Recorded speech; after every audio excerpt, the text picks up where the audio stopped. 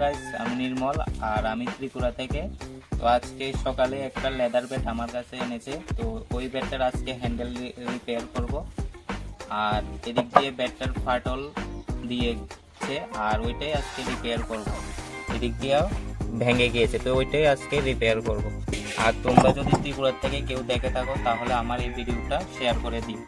আর ভিডিওটা শেষ পর্যন্ত দেখো যে কীভাবে এই ব্যাটটার হ্যান্ডেল রিপেয়ার করি বা চেঞ্জ করি।